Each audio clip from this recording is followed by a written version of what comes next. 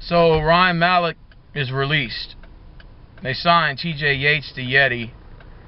And, I mean, honestly, if you ask me, Texans fans, you know, TJ Yates brought us a good year in 2011, brought us our first ever division title, first ever playoff win, and for that I appreciate it. But he was a little rusty towards the end. We traded him to Atlanta. Atlanta released him. And I'm going to be quite honest with you. I don't know. I'm confused. I don't know where this organization is going. You know, they tell us when they brought in Ryan Mallet, when they cut Case Keenum in the first place, they said, you know, this was the guy. We're going to bring in Ryan Mallet. He's going to be our franchise quarterback.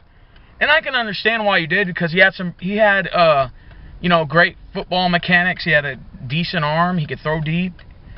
He can run. He's mobile. He's able to read the blitz. He's able to read defenses. He's good at audibling. I mean, like, I could understand why you had Ryan Mallet, but his attitude was what got him cut off the team. He's been late 3 or 4 times, missed practice, missed a game. He came late to the Miami game, and then he's missed team practices. And then, you know, he's had like 4 or 5 tardies, and Bill O'Brien said, that's enough.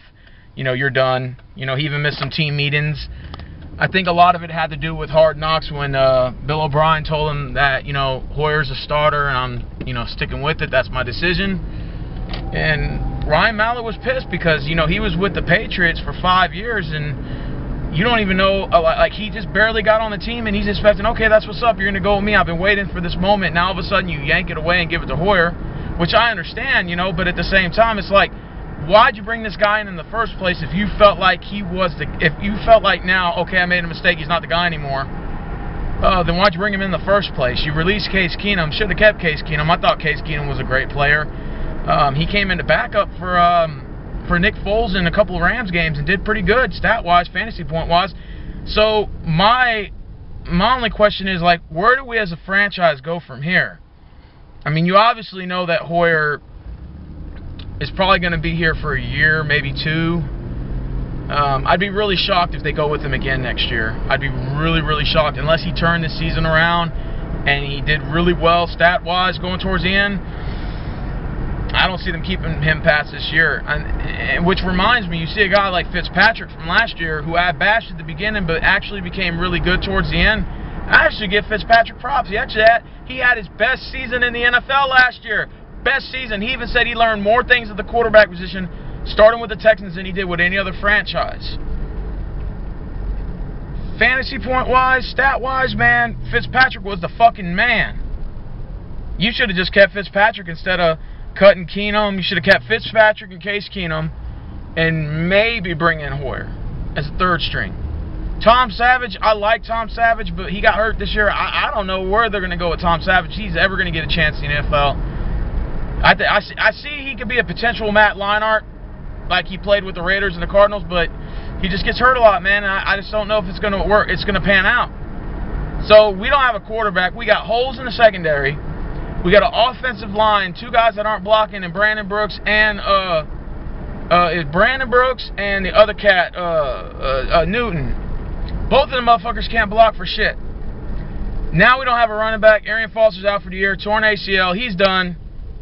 It's a state of confusion. It's a state of panic right now. The only reason why I didn't write this team off, and I still am optimistic, is because our division sucks so bad that we can actually make the playoffs at 7-9. And I'm not even proud of that either. I'm not even proud of that. Colts are 3-4. They play Carolina Monday Night Football. They're going to lose that game. And the Texans are going to play the Titans hard this week. I think we can actually beat the Tennessee Titans. And anyways, we'll both be 3-5 and be sitting on top of the division. Colts break the tiebreaker, then we got to go at Indy once.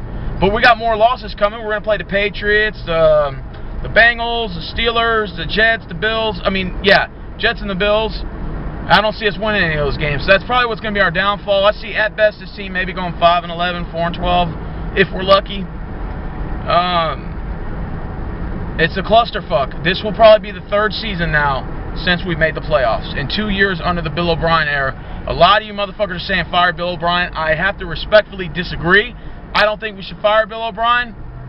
I think Rick Smith's the one calling the shots, and I think he needs to give more power or more say-so to Bill O'Brien. I know it's a partnership, but at the same time, I think our general manager is holding us back. I think he really is. And I think the fact that he has a friendship with Bob McNair is what's preventing him from getting fired. I think that's what's preventing him from getting fired, if you ask me personally. This team's 2-5 now. If we lose to the Titans this week,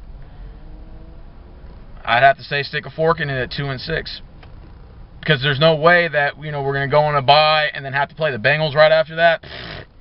No way, dude. It's over. If we don't beat the Titans, realistically, we don't have a chance to win our division. No way. We should beat the Titans this week. We beat the Titans, we have a chance to win our division, believe it or not. Even though we'll be 3-5, we'll be tied with the Colts. I don't think the Colts are going to beat Panthers. And anyways, Texans fans, the reason why I haven't been ranting or anything is I really don't know what to say at this point. It's like I knew it when we went into the season. We had so many problems. We got problems with Kareem Jackson, Jonathan Joseph getting burnt, Pleasant's drawing too many penalties, Hall's getting burnt. Wilfork, where the fuck are you at, man? I mean, we signed Vince Wilfork, big body in, and this guy's getting blocked out by, you only have to put one guy on Vince Wilfork. When he played with the Patriots, you had to put two guys on him. He was like an Albert Hainsworth. Over with the Texans, he's not even half the man he is. He's trying to rush. You got one guy boxing him out, a guy that probably weighs about 20, 30 pounds less than this nigga, and he's blocking him out. Then you got Jared Crike. He can't even penetrate the defensive line. J.J. Watt's putting in too much work. They are overloading this guy. And because of that, J.J. Watt's suffered an injury. He's got a bad back now. Now he's on an injury reserve. To be honest with you, man, this is a point in time where we need to figure, we have till now, till the offseason next year. When Super Bowl's in Houston, I want to make a shot. I want to make the playoffs next year. So I don't care what you got to do from this point on, but y'all got all this time to figure it out. Find me a quarterback right now. You can go sign Tim Tebow. He's available. Go sign Vince Young. He's working at UT as a scout coordinator. Go hire one of these niggas, bring them in, and let's see us. Let them compete. Give them a chance. Give these motherfuckers. I take David Garrard. Sign David Garrard at quarterback. Bring him in and let's see what he can do. Have an open tryout for the quarterbacks who are trying to, to make an impact. I'd bring Tim Tebow in. Why not? You sign the Yeti. You sign TJ Yates. That don't work out. Bring in Tim Tebow. See what that man's got to offer. He can throw the ball. He's got an arm on him. We don't have a running back. We don't have a solid running back. We got Polk, but he's not all that. He ain't no 100 yards rusher, and he definitely ain't no 1,000-yard rusher a season. And then you got that other motherfucker,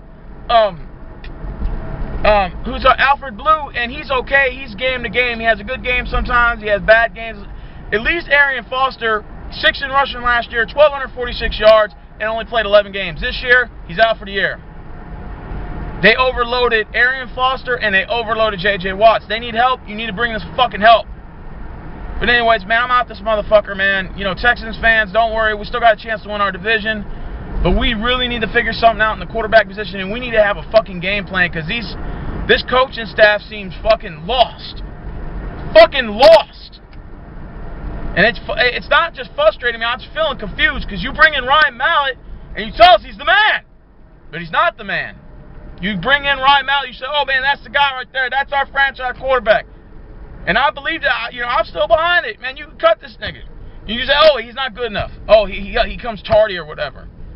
Well, what do you expect when you tell that man, after you told him last year he was our franchise quarterback, all of a sudden now you say Hoyer's the man.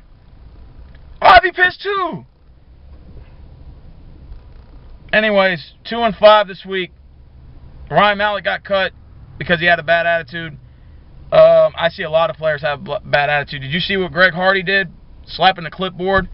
You think they cut that fool? No. Jerry Jones hires gangsters. And that's what the Texans need. We need to hire some motherfucking thugs. We need some gangsters from the Clark. Bring these motherfuckers in off of Cullen and MLK. And bring these motherfuckers in on my field.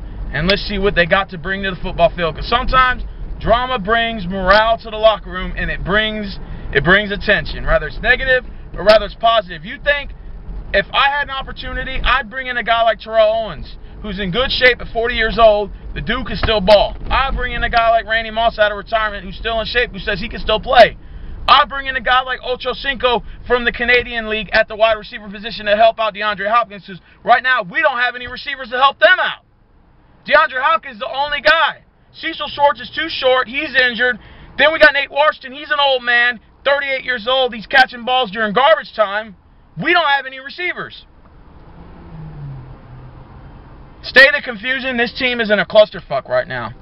And we might just juggle our way to the playoffs at 7-9. We may get lucky because really the Colts should own that division and the Colts should take that division. No question about it. But anyways, the sexiest man alive, Ryan Mallet got cut. Not surprised, but a little shocked because now we don't have a quarterback. Like, we really don't have a backup quarterback now. I'm out.